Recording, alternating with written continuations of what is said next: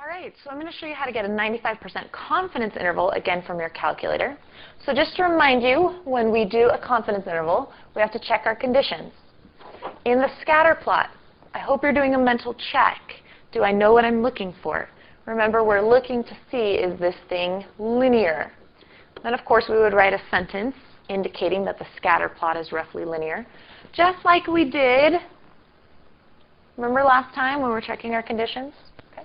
And of course, if you did these on your calculator, you need to sketch them.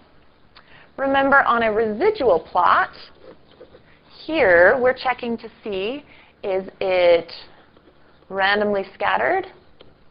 And again, you would write a sentence, like you should do it on your notes, like write, the residual plot has random scatter. And we're also checking to see, is it evenly spread out? Okay. So I'm just reminding you what to do. I'm asking you to do it on your notes. And then remember, for the histogram of the residuals, we're checking to see, is it nearly normal?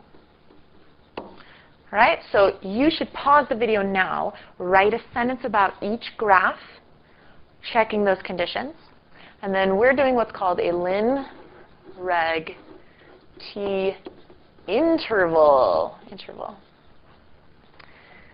All right, we're going to do a 95% confidence interval. And as you might expect, confidence intervals work pretty much the same. We're going to take our statistic, plus or minus. That would be our critical value. Notice the n minus 2 degrees of freedom. And then we multiply that by the standard error.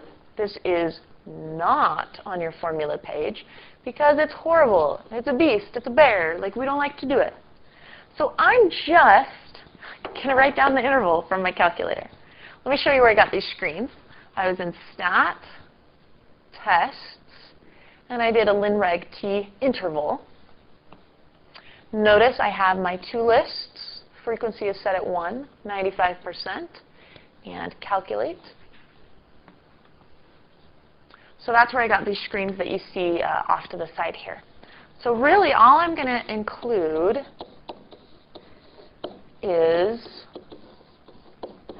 my interval. We are going to be using this equation, but not when we use our calculator. OK, so step 1 was conditions. Step 2, that's our mechanics. We wrote down the interval. Hooray. And of course, we need to include a conclusion. I think this one is hard. So I'm going to give you a helpful hint. Remember that you're interpreting the slope, just like we did back in Chapter 8. These values are possible values for the slope of the line. So it might go something like this. We're 95% confident that each additional, let's see, it's x, each additional anxiety level. Okay, so each time I go up 1 anxiety, it's associated with an average decrease. Whoa, why decrease, Ms. Curtis? Negatives. Okay. That's my slope is going down. Okay, decrease. Between, well, it was 7.70 and 1.27 elephants. No, points on the math test score. That's on the y. So we're saying as x changes 1, y goes down this much. All right.